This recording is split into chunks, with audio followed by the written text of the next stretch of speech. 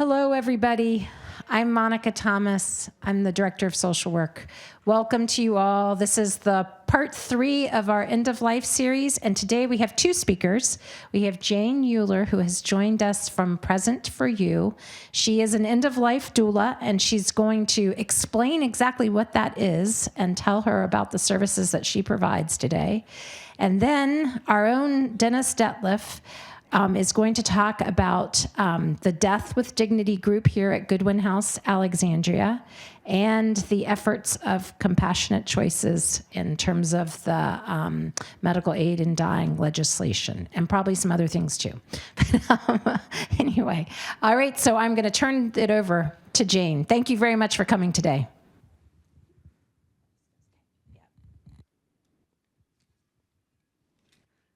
Hi, everyone. Can you hear me? Yeah, sorry. I'm Jane. Thank you for having me here today. I did have some slides, but I thought I'd just talk, and they might be a distraction, so I'll just talk. I am here as co-founder and lead doula for a company called Present for You. We are a serious illness companionship and end-of-life doula organization. And that's a lot, I know, so I'll explain. An end-of-life doula is non-medical support for those in the latter stages of life.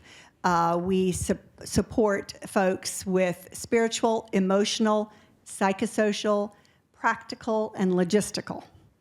And the beauty, and I think the superpower of a doula, is going into situations without a prescribed role. We go in and establish conversation, relationship, trust, and then we can kind of figure out, along with the loved one and the family, where we might be most helpful.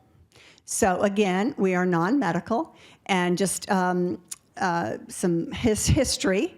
I think doulas pretty much came about 15 years ago when we started hearing about this death-positive movement, and doulas kind of filled right in there. And because we are supportive at end of life, we believe in autonomy and dignity, and you are alive until you're not. And you are unique and valuable on this earth, and you get to do this the way that you want to do it. So having conversations helps that in the end. It turned into, so end-of-life doulas, or death doulas, if you will, turned into this sort of cottage industry. And we're about a decade or 2 behind birth doulas. Maybe you all have heard about a birth doula. That is, again, a non-medical person who helps women during labor and delivery. So we have a doula in beginning of life, and then a doula at the end of life. So it seemed to sort of make sense. I also believe doulas can be helpful in the inaccessibility and inequity when it comes to end-of-life care in this country. Doulas can be representative of different populations and can be effective knowing, going in with cultural humility, language, rituals, things like that. It's a little bit of the Wild West, I'll tell you right now, in the doula world, because we are not licensed. So just so you know that, we are not licensed. I'm not a social worker. I'm not a grief therapist or a counselor. I'm another human, and I come in with an open heart and a listening ear and try to help as I can to witness your journey through end of life, and help out if needed with resources and referrals and things like that. So you should know that end-of-life doulas are a thing. We are recognized by National Hospice and Palliative Care Organization. They started in 2018, started an end-of-life doula council, and their definition, I'll read to you: non-medical companions to the dying and their families who provide a wide range of holistic support that is complementary to hospice. So that brings me into the hospice space. I'm not sure you all know, but my company, Present for You, has a contract with Goodwin Hospice, and we provide doula support for families in Goodwin Hospice. And we had a little bit of a recognition last November when we hit 2,000 visits. So I have 5 other doulas that work with me, and when the social worker or a nurse from the hospice team feels like a family needs a little extra support, then they send a referral through, and we get to help support the family. And here are some of the things that we can help with. If you haven't already, advanced care planning discussions. Always important, early and often, I say. Provide the spiritual, emotional, and logistical support. In-depth conversations on life meaning, your roles that you've had, accomplishments, current worries, and concerns. Help with legacy projects. And by legacy projects, I mean a tangible project that can be done to leave for your family. And those are all, as imaginative as the mind can be. I did a life review one time with a gentleman who was late-stage cancer diagnosis, and sat with him in his living room, and I did a life review with him, which was fascinating and wonderful. I love to hear stories. And his wife was kind of sitting in the laundry room around the corner listening. And he got tired after about an hour, his voice. And so he went into his room, and the wife came out, and she said that he had said things she'd never heard before. And he passed away about a week later, so it was really good timing. And I got to give that to his wife and his 2 children and the grandchildren. So that's what I mean by legacy. Could be letters that you want to write to your loved ones. Could be pictures put together. Could be poems that you like, or just words of advice. And then, and one of the other things that we help with would be end of care wishes, and that might mean during the transitioning time. And by the way, I'll step back. This is hard to talk about, right? Death and dying. And from my perspective, I'm in the space a long time, and I talk about it a lot. And I'm pretty forthright about it, because we're not going to live forever, right? None of us are getting out of here alive. So let's talk about it. And I'm all about conversations. And when you can converse, you want to have those conversations so that in the end, if perhaps your voice can no longer be heard, then your wishes are known to all your loved ones and documented as well. And that's part of the whole advanced care planning conversation, which I know we've got a great team here that helps with that. And then, so how your space wants to look like perhaps when you're dying, who you want to have there, who you don't want to have there, maybe. Your cat on your lap, candles, music, reading verses, Bible verses. You get to decide those things. And then support for the family, reprocess the whole story. This is a story that your loved ones tell again and again and again, and it stays with them. So let's talk about that and see. And what I want to help with is to make that as positive as it can be, that story that you remember. I did talk about legacy. One of the other things is a playlist. Just personal example here. My mother had Alzheimer's and my grandmother had Alzheimer's, and I think I'm probably headed there. I don't know when, but that's probably the way it's going to be. And so I created my own memory playlist of all my music from the 70s, right? that I learned and sung in my formative years, because those are really important years. And I have given that to my children. When I started down this path, my children were younger, and when I would start talking about death and dying, they're like, "Oh, no, Mom, don't talk about that." But now it's a very open conversation. It's a very natural conversation. But anyway, they have my playlist of all my 70s, a little bit of disco in there, too. So the benefits of working with an end-of-life doula could be a little less stress and anxiety on the loved one and the family, knowing that you have a partner. You have someone that's going to be there, who's going to be there to witness this, to hold space with you, and to acknowledge this journey that you are in. And then a little bit I talked about before, increasing one's control over the journey. And control is an issue. We know that. We all want to be in control.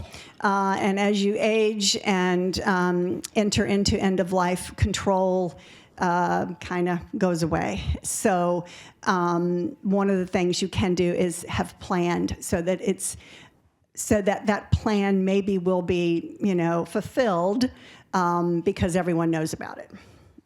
Continuity of care.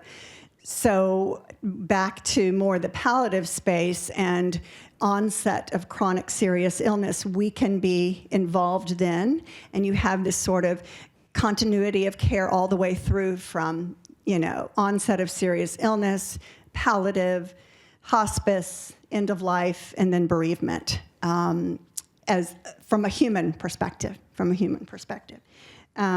Support and education for family and caregivers, and that's really important in the hospice space. I love hospice. I love Goodwin Hospice. They are under a lot of pressure to check the boxes of the hospice Medicare benefit, and sometimes there are some gaps, and you ask anyone and they will tell you.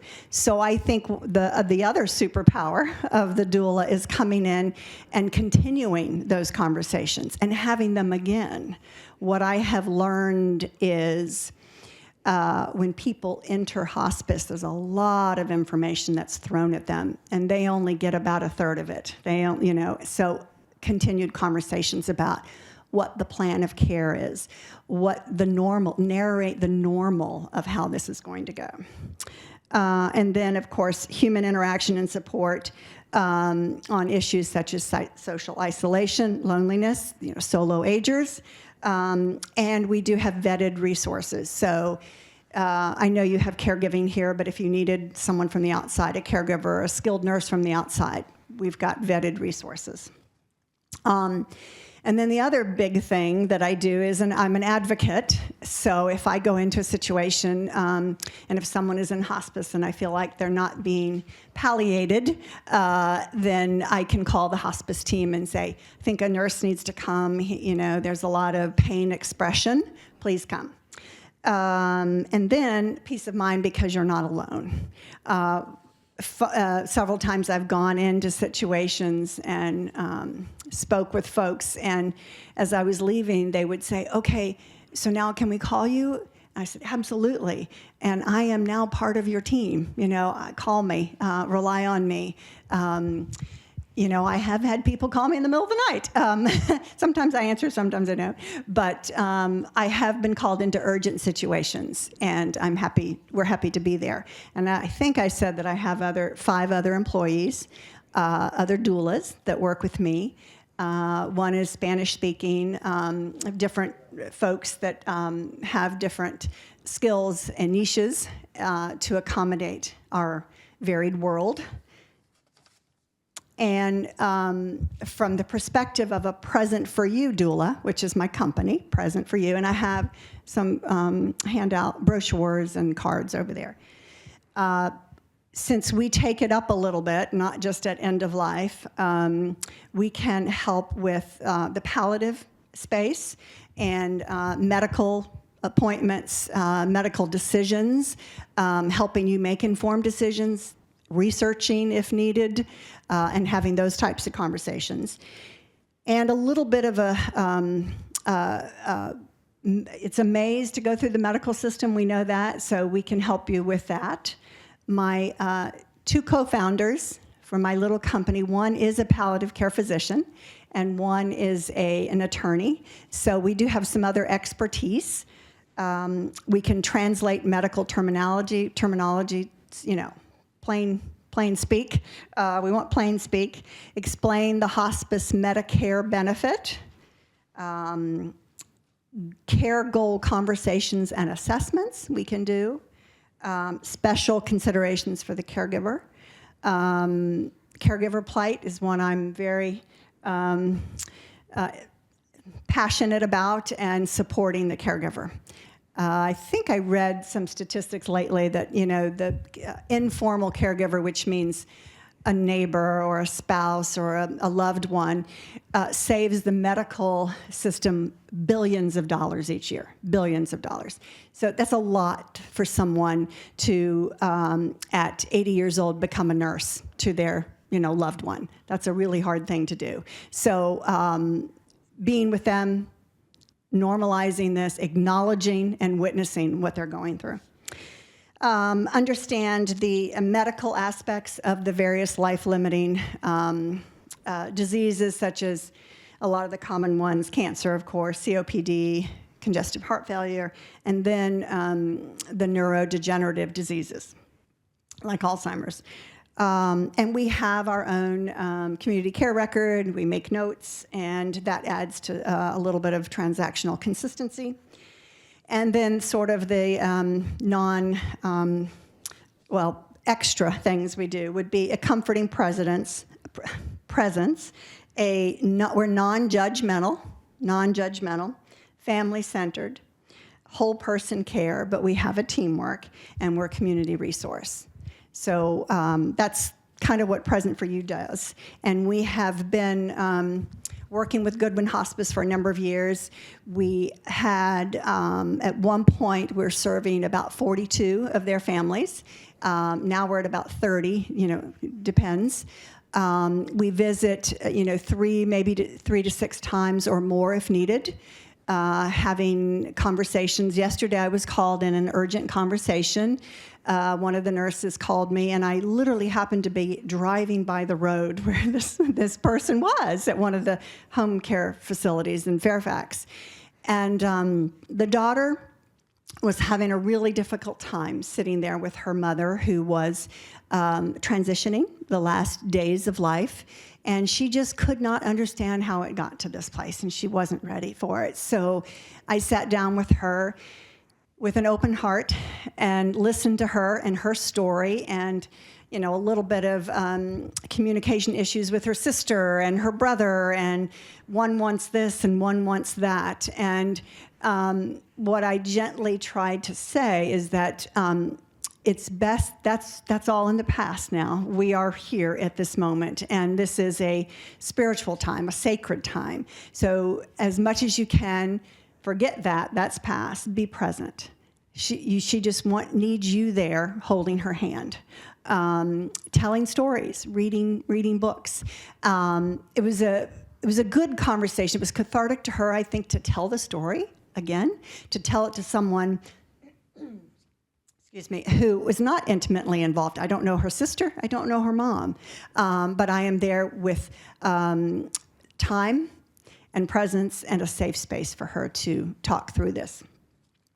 So I think that's about it. That's fast. That's a lot of information. But I'm open to questions. Oh, we've got Monica running around with the microphone. Thank you. I'm wondering, you've referred to your company, and I'm curious to know, is it a for-profit, a not-for-profit? How does that lay out among the people who provide your service? And do you have any kind of national or statewide group where people share their ideas and experiences and thoughts? Great question. So our little company is a benefit LLC. So we are not a not-for-profit, but we're not a C Corp, right? We're a benefit LLC, and we have a mission statement. And that is really to help with the inequity and inaccessibility of healthcare in the United States. That we're very passionate about that. So that means we can collaborate with nonprofits and do grants. So we can go into that space. And the other question, so right now, as I kind of said, it's a little bit of the Wild West, but there are groups, yes, in a lot of the states. There's a Virginia a doula collective. We do get together. We do talk. There are events. To find a doula, there are a couple of organizations that have been around a long time, the longest. And one of those is INELDA, which is the International End-of-Life Doula Association. And I can follow up with some links and things if needed. And they have a doula directory. The other is the National End-of-Life Doula Alliance, which is more of a membership organization. But again, we have a scope of practice, but we don't have a license. So there is no, overseeing body that's looking down at all of the doulas in the United States. So that's what I mean, sort of the Wild West. You will find you will find doulas with different specialties across the country. Myself, I'm a little more pragmatic and like conversations and do things sort of that way. Maybe you find a doula in LA who's all about the atmosphere and the aromatherapy and the Reiki and, that type of thing. It sort of depends. So if you're looking for a doula, you want to read about where they got their education, maybe look at that site, and then get referrals. I mean, just like you would do anything else, finding a plumber, finding a doctor. You want to maybe get some referrals and talk to that person. So, yeah.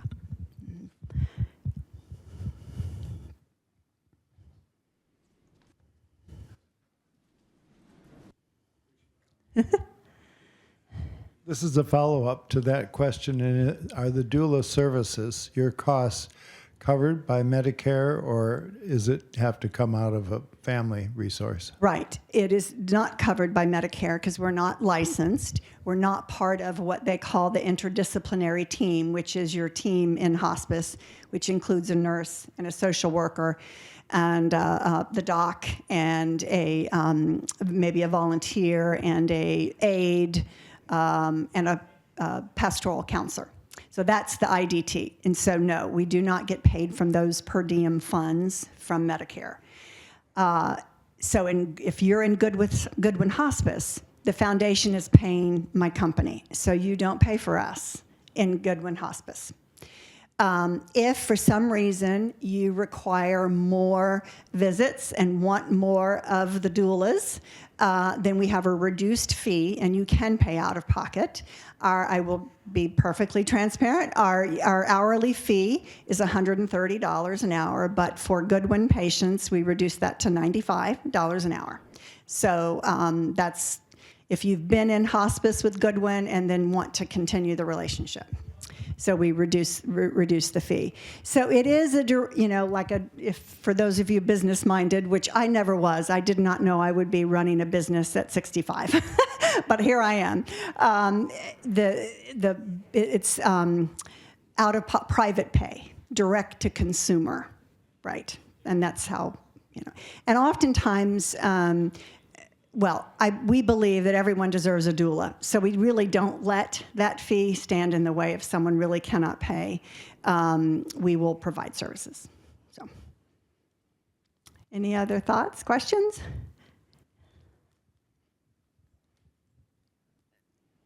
So if you're under the foundation and you're working, with Goodwin Living, and that's paid for by the foundation. So in this whole process, working with a client, let's say somebody here, do you have a limited number of visits? And you said something like 3 to 6 visits. So that's within the hospice space. Yeah. So we get a certain amount. We get a certain amount of money per month for a certain amount of visits. And we're trying to make this work as a business model, right? Because we'd like to do this all over the country, because I feel like doulas should be all over and should be paid. There's a lot of doulas. There's a lot of people in this space that are doula educated that provide their services, donate their services, or volunteer their services. I feel like we have a value add and at least get paid a little bit. But so if you are not in hospice with Goodwin, then even though you live here, it would be $130 an hour. If you went into Goodwin Hospice, we start out, you're up here, just thinking about things and want to have conversations. And then as you go through the path, the continuum, and get into hospice, then it's zero cost to you. If your family, loved ones, after the loved one passes, wants to continue, then it's reduced fee.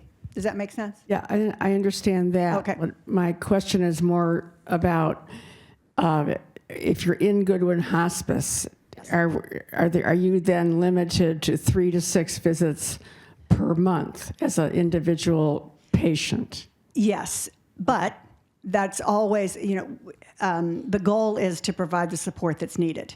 If you need more than 6 visits, Goodwin Hospice is always really good about upping that limit. Okay, and one last question. Yes, ma'am. When you mentioned the word care plan, so the person is in hospice, and I would presume that you must have to work with hospice, because when you mentioned care plan, hospice also in the small house would also have a care plan.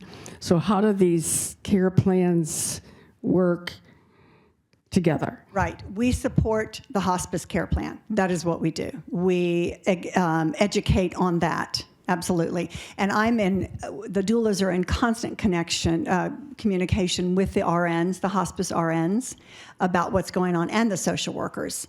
They're the ones that actually send in the referrals. So we're always in communication with them. And by care plan, one of the things that's required by the hospice Medicare benefit, and that would be understanding when maybe morphine is given, because everyone has questions about morphine and when you start morphine and that. So we are we're an extension of those conversations about the care plan. Yeah. Mm-hmm. Yes, ma'am. Oh, whoop.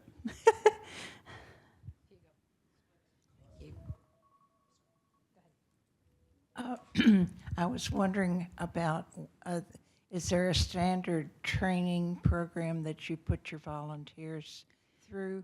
And second question, what's the most frequent problem that you encounter? Great question. So I hire doulas that have already been trained by an organization that I feel meets my standards. And I've done a few of them. And some are newer and sort of what I would say fly-by-night. So just like anything, it's become a business. You may have heard Nicole Kidman is studying to be a doula. It's become now a thing. So I require my doulas that I hire to have been educated, trained through a particular couple of educational organizations. And by the way, we're not certified either. We're only... we get a certificate of education from one of these organizations. And then I have my own, training within my little company. Very simple Google Classroom, but it's a lot on the palliative space. I ended up getting a master's degree in palliative care. When I went down this path, I just kept going and wanted to be educated. So I'm all about that palliative space before end of life. And there's gaps. There's huge gaps in care in that space. So we don't have enough palliative physicians. We don't have community-based palliative care, medical and social, but that's a whole other topic. So yes, I do. They do education, and we want, we're being paid to do this. So I want us to be all on the same page.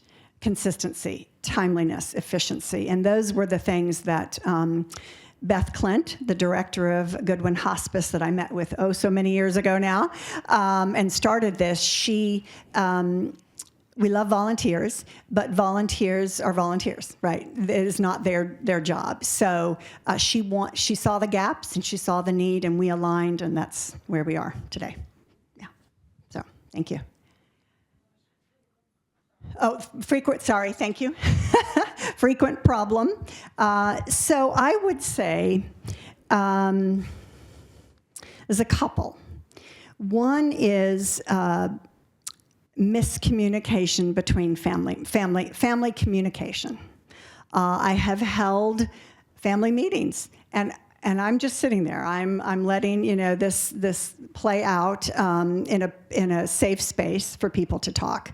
And then the other, and so that's more of caregiver plight and talking with the caregivers and the family on, usually because there haven't been a lot of conversations beforehand. So what's happening? What are we going to do?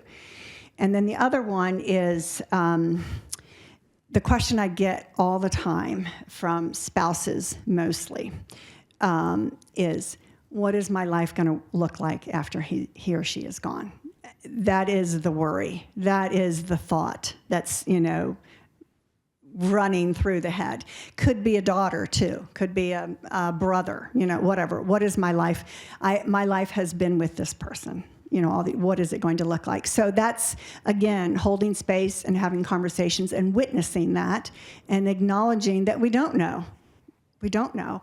But my whole sort of feeling about this is really leaning into it as much as you can. And I don't want to use the word accept, because maybe we don't do that, but we can lean into it. And I think when you do lean into it, it can go smoother.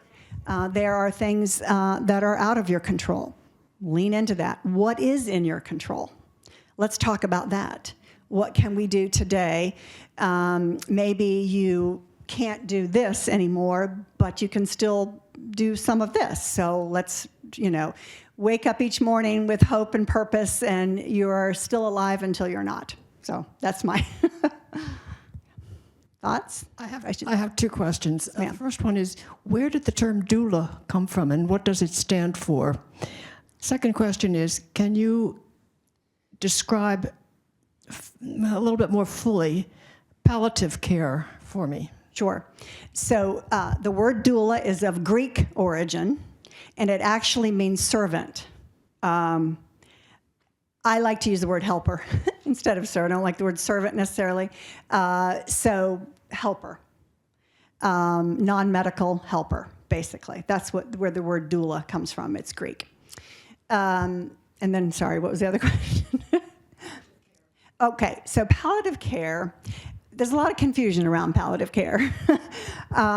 Palliative care is holistic care, that is spiritual, psychosocial, medical care for people who are not necessarily terminal. So, but they're having symptoms. They need symptom management, and they're having emotional issues. So palliative care is before hospice. It's the same thing as hospice, except you can still be having curative care, aggressive care. So when you're in palliative, you haven't decided yet to go into hospice. You want to treat this as much as you can, whatever it is. You are getting care, chemo or immunotherapy or, PT or OT, right? Rehab and all of that. So you're still in that space, but your family's struggling, you're having questions, your existential questions, about life, and that's when you can call into palliative. Palliative is mainly, though, found in acute care settings, which is hospitals, or like oncology offices have a palliative group usually. Unfortunately, there are no community-based. Sometimes there are palliative light, if you will, with hospices. And Goodwin has a social, Care Connections is their palliative. It's called Care Connections, and it's a socially based, not medically based. So it's a lot of advanced care conversations, right, Monica? Yeah. So that's their interpretation. My wish is that it's more holistic for everyone, and it's for it's in-home support. That's my wish. Yeah. Unfortunately, it's not there. In the palliative space, the model is not the same as in the treatment space. So it's a little bit of a lost leader. You don't make as much money, and folks that hospices that have palliative, there's this assumption that you will use their hospice. So that's why they're sort of giving you this sort of palliative care. So, and maybe I'm a little negative, but this is what I'm seeing. I just really wish that there was better definitions, better recognition, and more community-based, particularly in this area. There are some areas in the country where there are more, but not in this area, which I don't understand because we have really good, excellent medical systems here. So, yep. Any other questions? No? All right. Well, thank you so much, Jane. I really appreciate your time here, and I hope you'll join us while Dennis gives his presentation. Yes, thank you. Okay. Can I read one quote? Yes. This is from The Point of Beauty, this True Stories of Holding On and Letting Go. Somebody once told me, and I wish to God that I had got it sooner, that there is no such thing as a dying person. There are living people and there are dead people. And as long as somebody is alive, as long as they have any sentience or sense about them, you have to expect and allow them to be who they have always been. Never more important than at the end of somebody's life that they get to be who they are and who they always were. Thank you.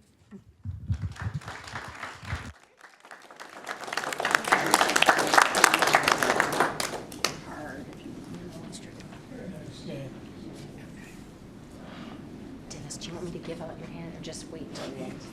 Do you want me to give these out or do you want to wait until the end? No, would you give me? Yep, I'd be glad to. Here's your, you have the. Oh, there's one up there. Oh, there's Mike up there. Thank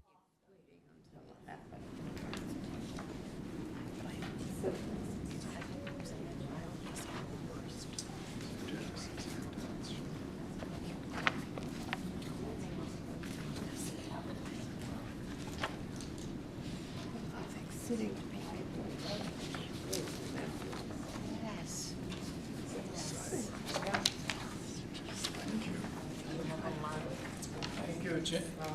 Thank you, Jane. Is this?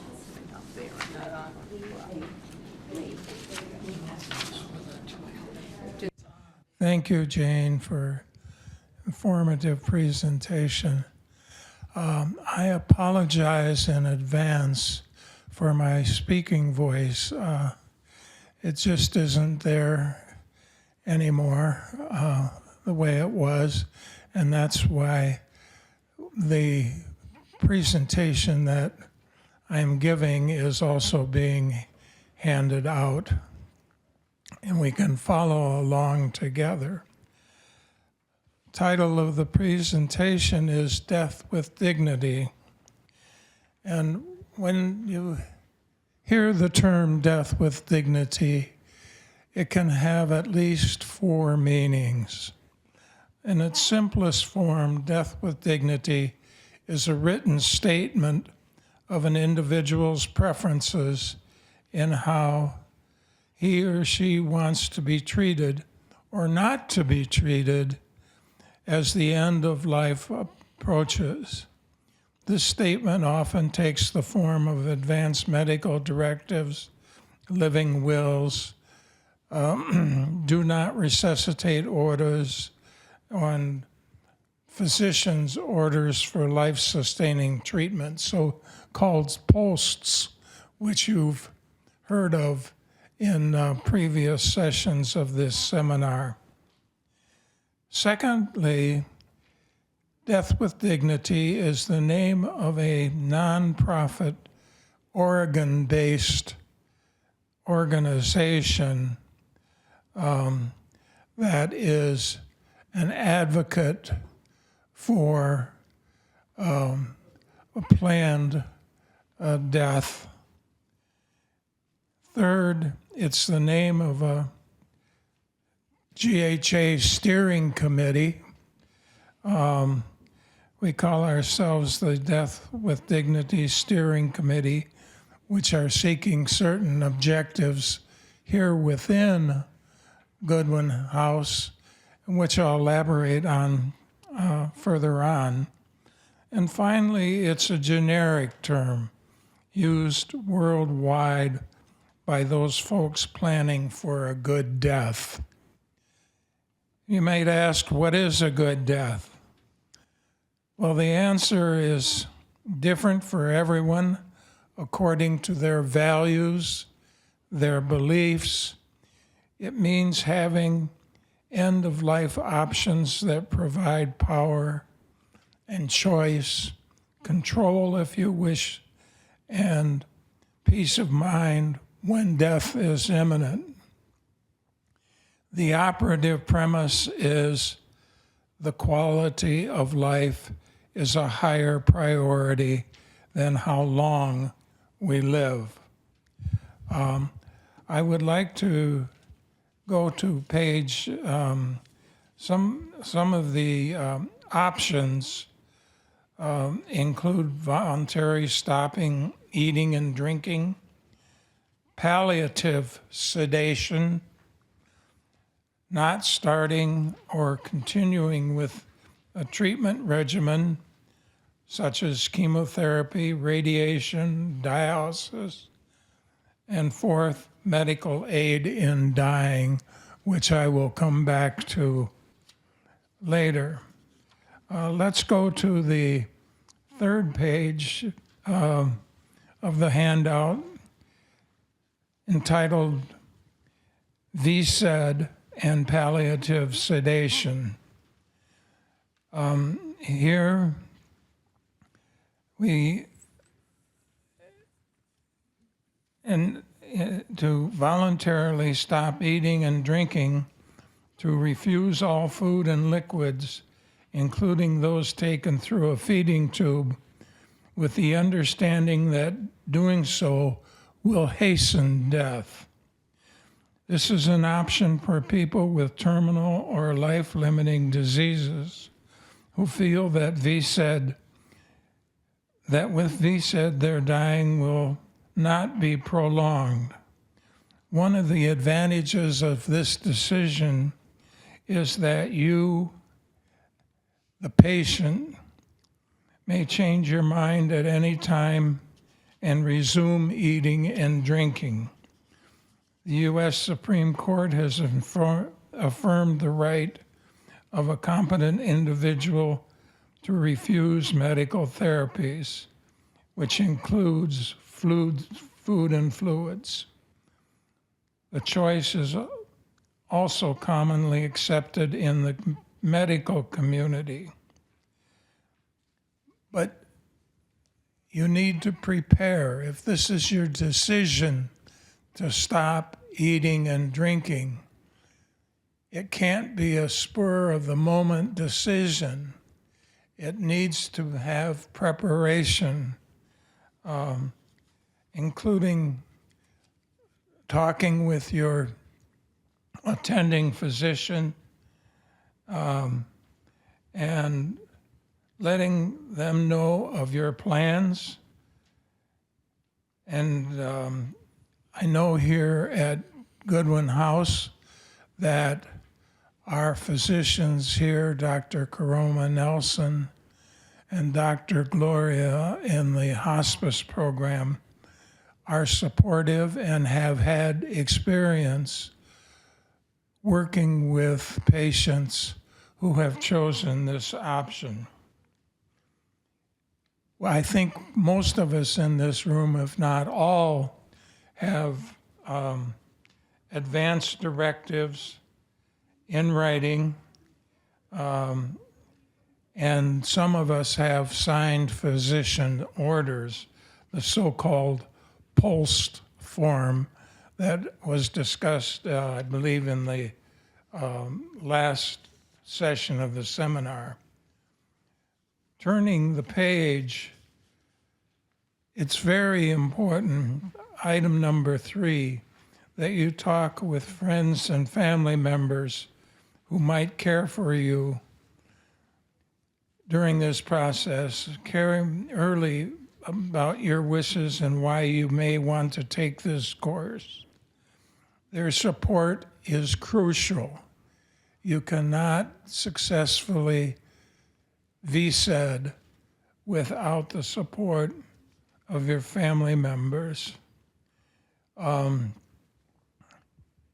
If you reside in a care facility, discuss your wishes with the staff, nursing director. You will need the staff to provide support and assistance.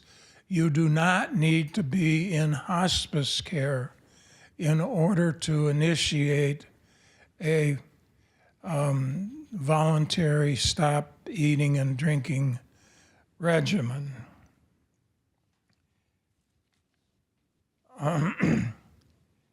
If your illness is not one that is likely to cause death within 6 months, arrange for a psychological evaluation to provide your medical providers with evidence that you are of sound mind to undertake the regimen of stopping eating and drinking.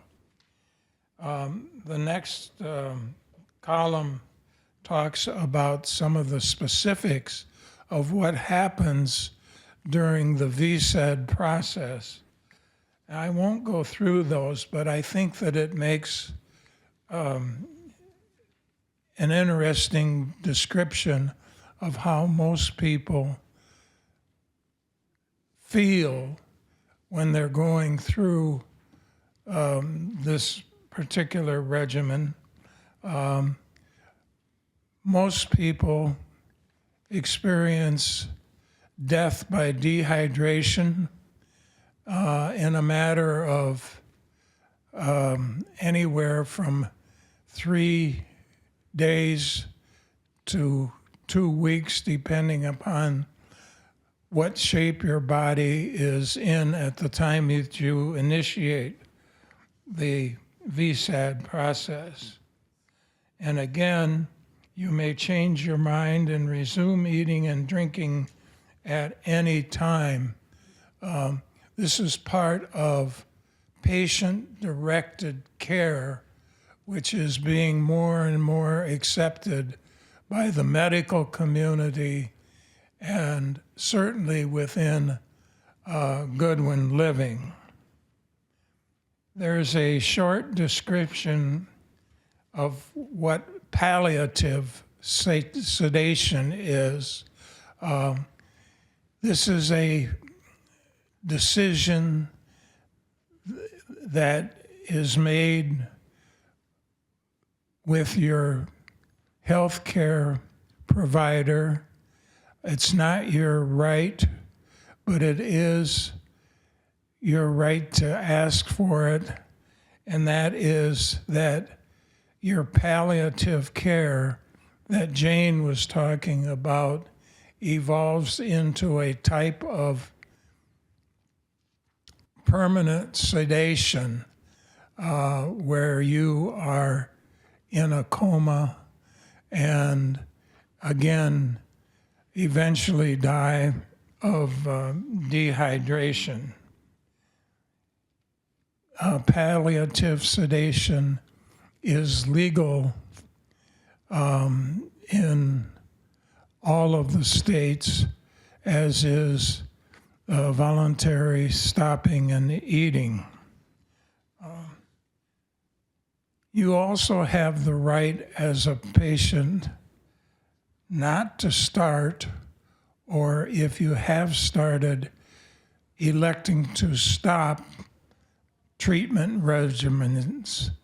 This often happens in the case of people who are receiving chemotherapy and radiation, and the effects of that combination of radiation, chemotherapy, injections, scans, and so on becomes too much, and you can elect as a patient at any time to stop those treatments.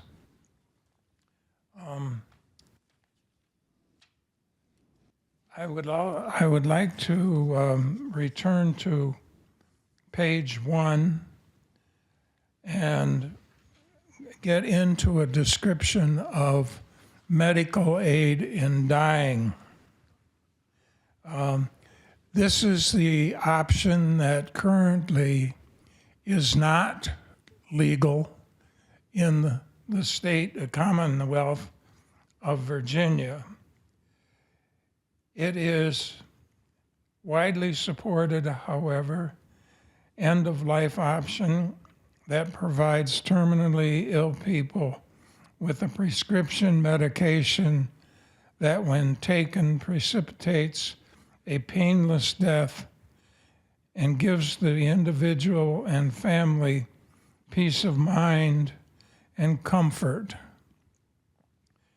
A 2024 independent poll indicated that 70% of Virginians are in favor of making this option legal in the Commonwealth of Virginia.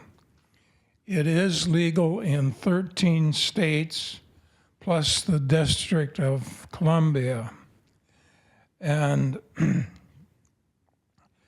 my understanding is that the results of a more recent poll among Virginians will be released in July and will show an even greater level of acceptance.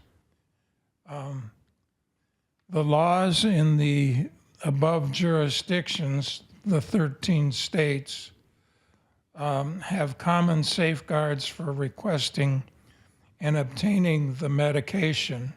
The medication is a combination of drugs that affect both the breathing as well as the heart rate, as well as the calmness of the individual that is taking this compounded medicine. It's usually taken with about 4 ounces of orange juice, and its effect can be quite quickly. Unconsciousness can occur within 10 or 15 minutes of ingestion of the medication, and death usually occurs within 2 hours. In 2024, the Virginia General Assembly offered 2 bills that were based on the Oregon model, and the Senate passed the bill, but the House of Delegates voted to carry the legislation over to the 2025 session. No action was taken in 2025 due to the threat of a gubernatorial veto. Similar bills, however, were introduced in the 2026 General Assembly session, but in the Senate, the vote failed by 1 vote and was 1 vote short of being approved in the Senate. So the House bill, the companion bill, was not taken up in the House of Delegates. The experience in Oregon, which first enacted made legislation in 1994, is that about 1/3 of the prescriptions authorized and filled are never actually ingested. And this medication has to be self-administered. It cannot be administered by a relative or a friend. You actually have to be the one that has the ability to ingest this oral medication.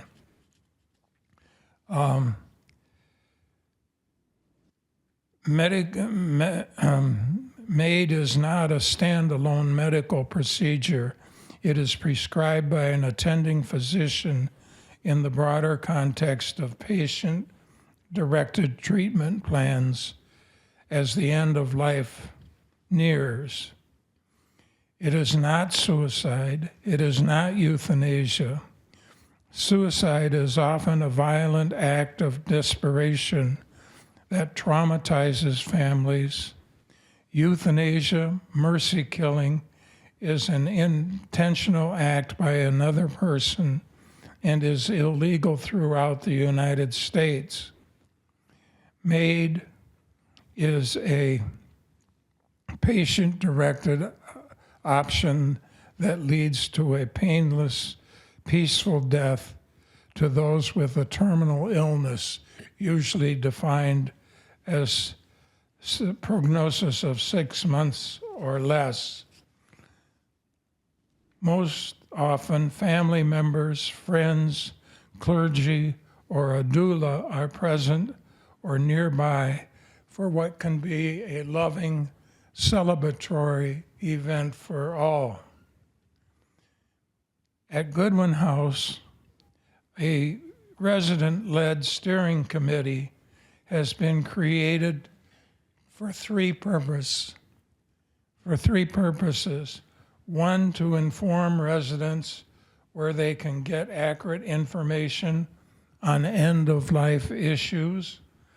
Two, to conduct small group conversations for residents concerning their personal end-of-life issues. And those conversations are facilitated by Pat and Irma Cannon, who are in the audience. And if there is interest in participating in those conversations, please see Pat or Irma. They occur at this point once a month for about an hour and a half, and with limited number of people who can attend. But if you're interested, please see Pat or Irma. The websites,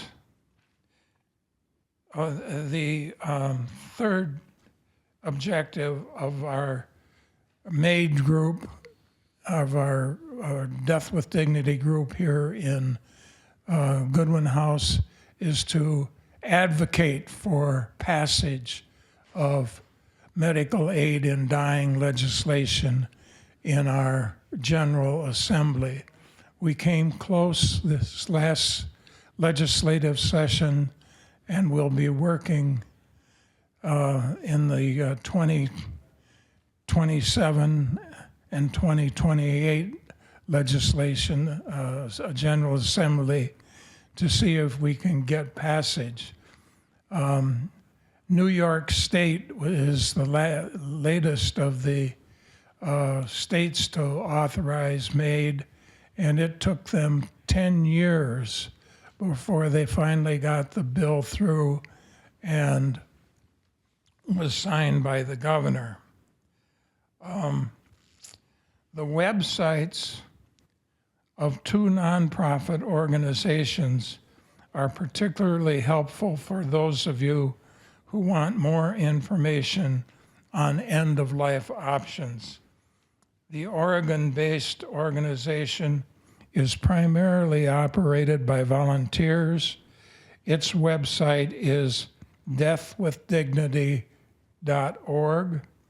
The larger organization, Compassion and Choices, operates nationwide with paid staff in addition to a core of volunteers. Their website is compassionandchoices.org. As I finish up, there is a half-sheet sign-up sheet. If you're not already on our internal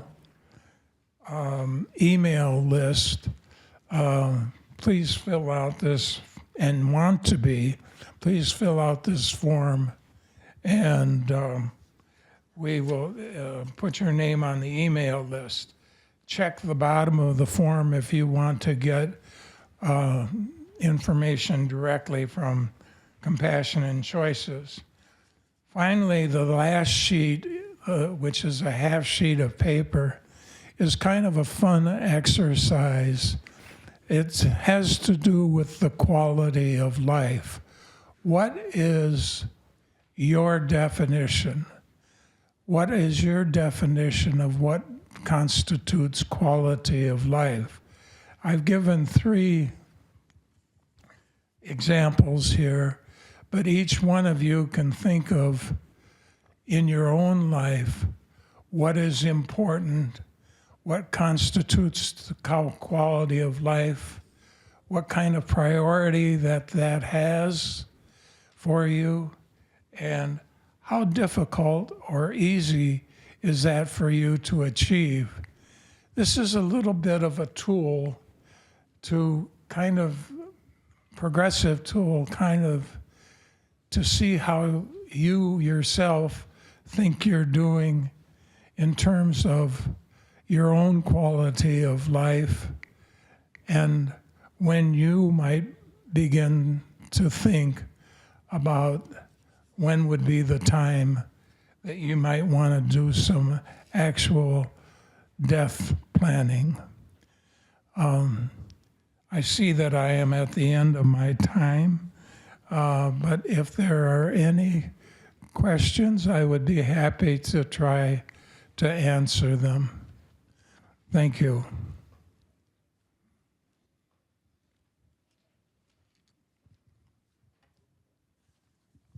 Thank you, Dennis. I was just going to echo and add to, if I may, what you were talking about. So I have supported folks who have chosen VSED, and I want to echo what Dennis said about support and planning. And you probably will need to hire private caregivers around the clock. It needs that much support. And the other thing I wanted to mention about palliative sedation, even though it is a legal right, it's not done as very often, only because doctors look for people who are in intractable pain or existential distress, and usually it's done in more of an acute care setting than in the home. So, but it is an option. It absolutely is an option. And another resource, I am part of the End of Life Options DC in DC, and that is a website, eolodc.org, for any information about the Death with Dignity law in DC. I am a proponent of MAID in DC, and I was roaming the halls of the General Assembly with you back in January. So thank you. Thank you, Jane. Anyone else with questions? No, it's all right. Jane, do you have some cards here that you can leave with us? Yeah, they're right. On the piano. Thank you. Thank you. Yep, here you go. Mine is a thank you to you, Dennis. You're very committed to this, and it's a great service to all of us who feel this is important. Thank you, Shirley. I have been assured, as much as assurances can be given, that in our hospice program, palliative sedation is an option for when the end of life is imminent.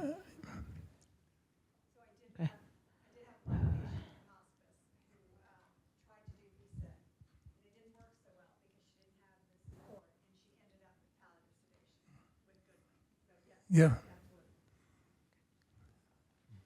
Right. Thank you, Jane.